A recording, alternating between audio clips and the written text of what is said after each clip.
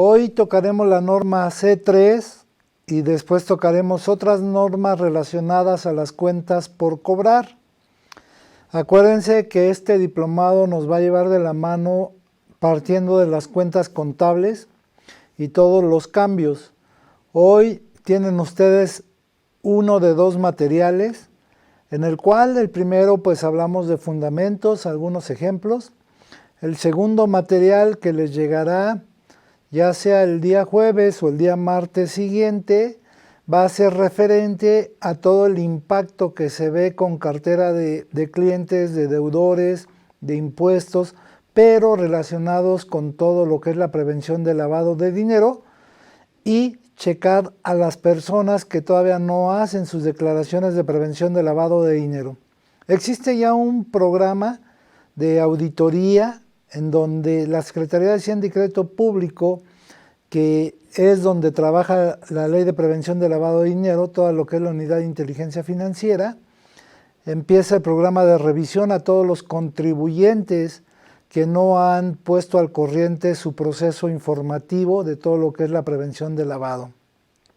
Les volverá a llegar esas cartas invitación donde hablan de comercio al por mayor, al por menor, arrendamiento, área de juegos, y hay que estar preparados para todo aquel que le llegue y tener todas las declaraciones. La declaración por no presentar una multa oscila el grado más pésimo hasta 810,000 pesos. Entonces tienen que estar al pendiente de todo lo que caen en sus reglas de juego, en sus obligaciones fiscales. Por eso hoy que estaremos tocando la norma de cuentas por cobrar, trataré de ser más explicativo en el sentido de ejemplos más prácticos para ustedes. Los fundamentos son esenciales, hay que tener todo en forma e ir revisando y repasando todo lo que cada uno de ustedes tienen. Ustedes saben que las auditorías pues ya siguen cada día más fuertes, y que las cuestiones de preguntas para la autoridad son cada vez más estrictas.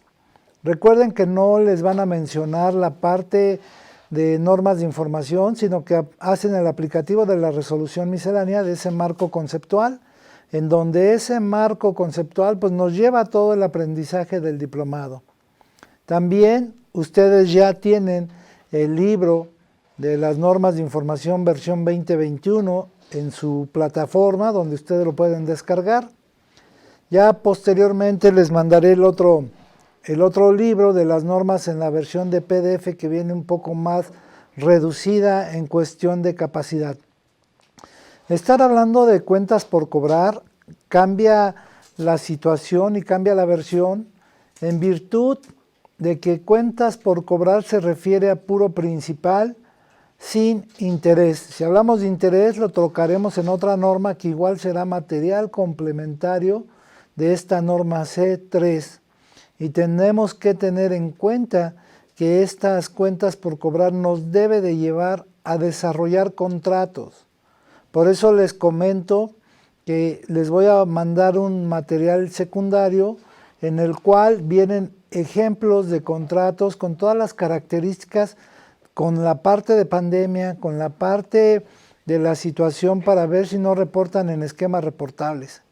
¿Sí? Estos contratos al final pues es un documento que avala todo este impacto financiero.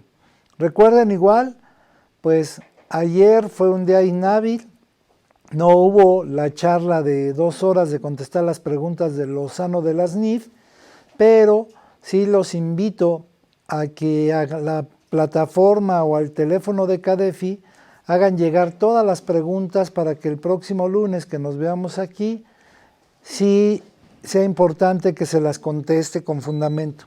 Como decíamos, son preguntas que ustedes me hacen llegar y yo las daré con la más ética profesional, una respuesta más razonable. Aceptamos todos los comentarios, buenos o malos, pero siempre vamos a buscar todo el objetivo. Decíamos, en estas cuentas por cobrar, bueno, pues recuerden que toda contabilidad procede a un procedimiento de contabilidad electrónica Y en esa contabilidad electrónica, pues usted tiene que mandar su contabilidad y sobre todo apegarse a los códigos agrupador. Si recuerdan, en la sesión de la norma C1 les hice llegar el código agrupador con qué norma de información financiera se ven afectados cada cuenta contable. Y entonces, nada más como recomendación, no se les olvide amarrar bien sus movimientos contables, ya que después en su sistema meter un código agrupador que no es, pues no les va a cuadrar su balanza, van a tener diferencias o van a tener errores y entonces empiezan a manipular con algo que se les llama cuentas de cuadre o cuentas de ajuste, que se lo hace su mismo sistema. Hay que tomar en cuenta todo esto. Hablar de cuentas por cobrar. Vamos a ver esta norma más otras que les digo que vamos a ir viendo. El código agrupador menciona que cuentas por cobrar se refiere al código 105 primero, que estamos hablando de clientes en un proceso donde identificamos clientes nacional, cliente extranjero, clientes nacionales con parte relacionada o clientes extranjeros con parte relacionada, así como también las cuentas por cobrar a corto plazo, que todo esto se refiere a estas cuentas del código agrupador 105, 106, trae intereses por cobrar, que esto es lo que vamos a ver en la norma C14, vamos a ver igual otra norma que estamos hablando de intereses, ¿sale? Aquí la norma C3 se refiere a pura cuenta por cobrar de principal sin interés. El interés será tocado con la norma donde habla de transferencia de altas y bajas de activos financieros, ¿sí? Otras cuentas, habla de deudores diversos y esos deudores los tenemos que clasificar entre funcionarios, empleados, socios, accionistas, parte relacionada y otros deudores, ¿sí? Más adelante tocaremos en el sentido por qué a mi punto de vista, si no hay un contrato bien definido, el dinero que mueve un empleado se manda a deudores y no a caja. Hay que tener esa conducta para cuidar precisamente esquemas reportables, esquemas de prevención de lavado por la administración y checar cuál es digamos que la aplicación más correcta. También veremos la estimación de cuentas incobrables, usaremos el aplicativo de información financiera, así como el aplicativo fiscal, donde ustedes pueden aplicar créditos de incobrabilidad o certificados de incobrabilidad que la misma ley nos menciona, ¿sí? Más sin en cambio, en el código agrupador sí tengo que separar esa cuenta incobrable, sea nacional o extranjera, tengo que tener la conducta también para los impuestos, los subsidios al empleo por aplicar, que ahí pues hay que checar cómo hacemos las declaraciones porque pueden llegar carta de invitación por presentar una declaración mal de retenciones de sueldos con subsidio. Habla de estímulos fiscales que pueden tener ustedes, habla lo de los impuestos a favor, como IVA, ISR, algunos todavía traen YETU, IDE a favor, otros todavía traen una historia más antigua de impuestos al activo y también algunos de subsidio al empleo en donde traen hasta pago de lo indebido. Tenemos que aprender a usar las cuentas más correctas para no caer en error. También pagos provisionales de ISR, que recordarán, yo les he dicho, un pago provisional no se manda resultados, se debe de mandar a una cuenta de activo y a final de ejercicio se cancela y se manda ya contra resultados, como lo menciona la norma C3 y lo menciona el B3 de estado de resultado integral. Así como también los impuestos acreditables pagados, como es IVA, como es IEPS, de importación o el nacional, o IVAs pendientes de pago, o IVA de importación pendiente de pago, IEPS pendientes de pago de importación. Todas estas cuentas forman parte de lo que se hablamos en cuentas por cobrar y transferencia de activos y pasivos. ¿Vale? Todo esto es el grupo que junto con la norma C3 más la C14 y todo esto se ven de alguna manera afectados. ¿Qué es lo que pasa en el año de 2019? En donde el código agrupador del SAT, en el grupo de estado de resultados, menciona que derivado de los cambios que hay en la zona fronteriza de los impuestos, tenemos que desglosar, para los que hacen contabilidad en zona fronteriza, tienen que desglosar el tipo de venta, como lo mencionó en su momento la resolución miscelánea. Se los dejo como comentario y por eso lo quise poner en una diapositiva, nada más como comentario para que ustedes estén enterados que quien mueve contabilidad para zona fronteriza hay que desglosar las ventas, como dice ahí, ventas servicios en zona fronteriza, ventas de contado, ventas de crédito, en donde este código agrupador, pues finalmente en su catálogo hay que identificarlo. Ya si les toca una revisión de autoridad, bueno, pues ahí tienen que mover su aplicativo diciendo que es ventas por zona fronteriza o ventas en zona de territorio de centro para que no haya problemas. Eso es lo que mencionaba esa parte de la resolución miscelánea. Es muy importante que estemos viendo las cuentas por cobrar de acuerdo a la conducta de esta norma de cuentas por cobrar. Dicen que tengo que especificar las cuentas por cobrar y que esto se basan en un contrato y que ese contrato representa un instrumento financiero. ¿Sale? Entonces, si estamos hablando que una cuenta por cobrar debe de tener un sustento legal, que es un contrato, como lo menciona aquí, pues debemos de tener una conducta administrativa, una conducta de educación, en donde ustedes deben de saber que hay que hacer contratos. Por eso les mencionaba que esta norma nos va a llevar a 3 o 4 sesiones, porque quiero darles todavía más fundamento para el compliance o la materialización de las cosas. El otro material pues trae ejemplos de contratos, ya ustedes los van a tener que mover.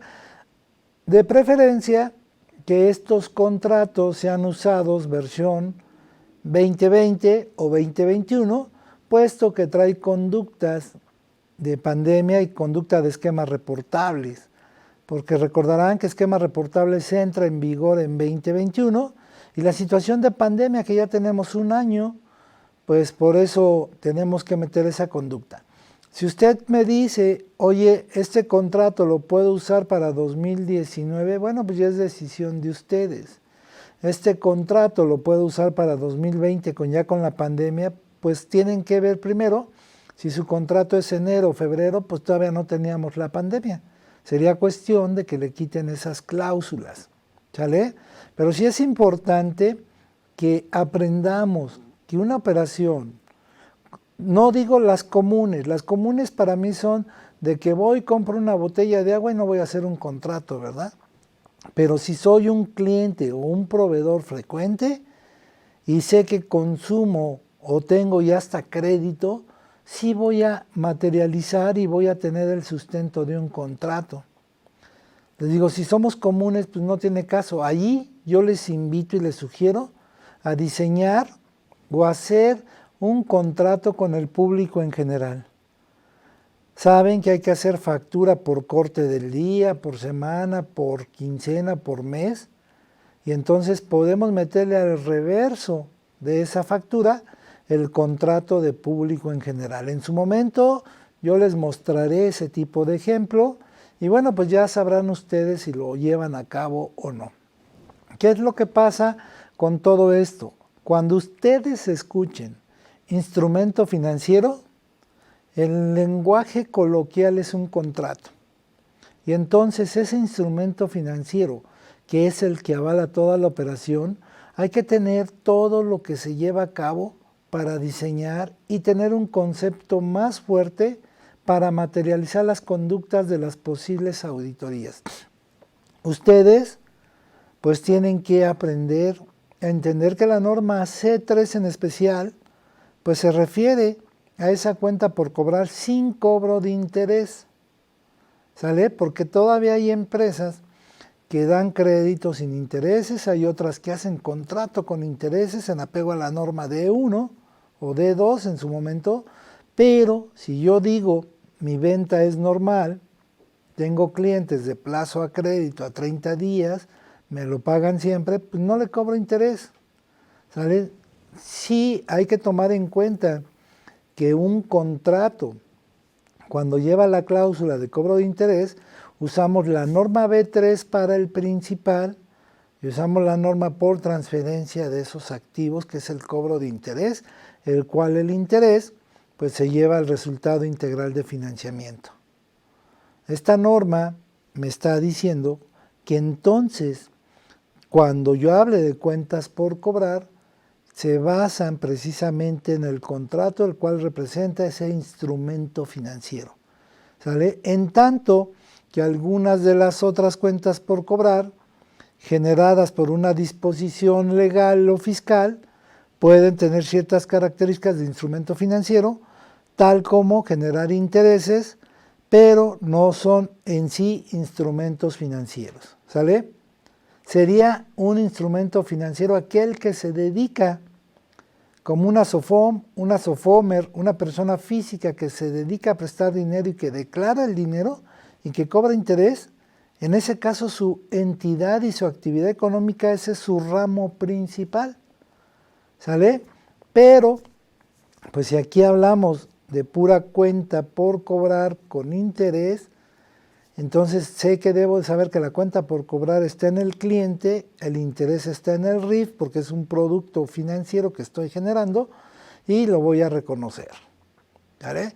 Vamos a ver que la norma C3 se refiere más en especial al cobro de la cuenta por cobrar o la estimación o la clasificación de otras cuentas por cobrar como son deudores, pues no agrega en sí el interés a esa cuenta por cobrar, sino que lo plasma como un adicional. Por eso menciona que de aspectos fiscales o legales no es considerado como un instrumento financiero. Yo espero que hayan entendido este lenguaje para que no estemos cargando a las cuentas por cobrar intereses, sino que tengamos que entender que nada más cargo el principal y cuando me paguen, si me pagan con interés, pues clasifico ese interés al RIF, pero mato contablemente mi cuenta contable con puro principal, ¿vale? El contrato sí lo debe de llevar el interés, porque pueden tener contratos con interés o contratos sin interés. ¿Sí? Tenemos que cuidar esa conducta de los plazos. ¿Qué es lo que pasa en todo este proceso? ¿Qué es lo que de alguna manera la autoridad nos llega a pedir cuando vemos o cuando la autoridad ve que traemos operaciones con clientes, clasificadas con clientes, y que incluso pues tenemos que desglosar a nivel subcuenta esos clientes? Yo lo he comentado, cuando hacemos un movimiento contable mal, en el sentido de las ventas del día, muchas contabilidades lo que hacen es ventas, IVA y caja. Cuando no estamos cumpliendo los postulados de consistencia, de devengación contable, de dualidad económica y la asociación de costo y gasto contra ingreso.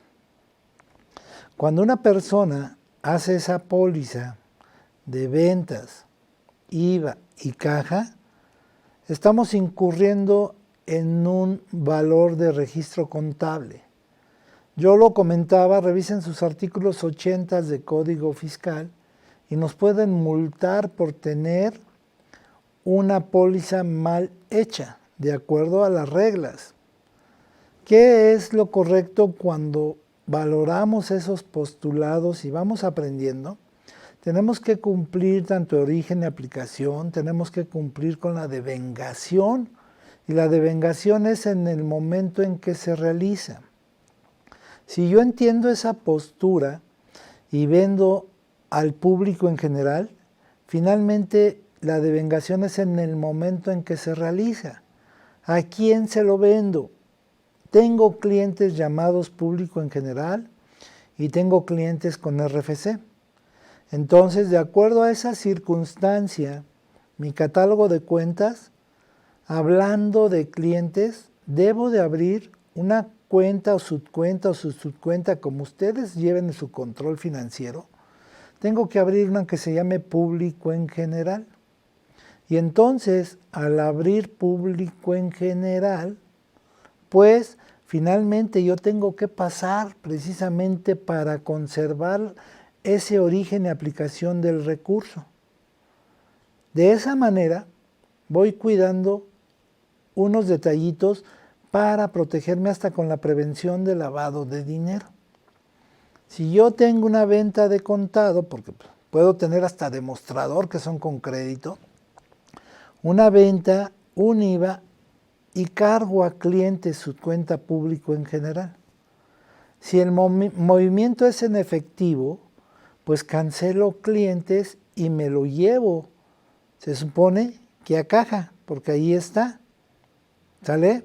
Y después, al día siguiente o al tercer día que deposite, cancelo caja contra bancos, ¿sale?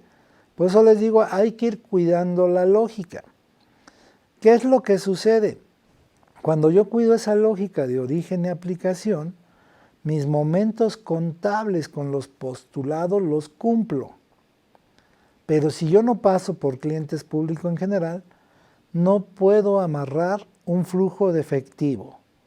Porque en el flujo de efectivo me piden identificar esas otras cuentas por cobrar que es público en general. Y entonces si ustedes se educan a cumplir este momento contable, no vamos a tener problemas de identificación. Si yo hago una venta del público con la parte de un momento contable donde identifico todo, voy a estar más soportado financieramente. Y así ustedes tienen que hacer sus movimientos, aunque de alguna manera pues hagamos más movimientos contables, pero está soportado más la parte de guía contabilizadora y la parte de contabilización de esos momentos.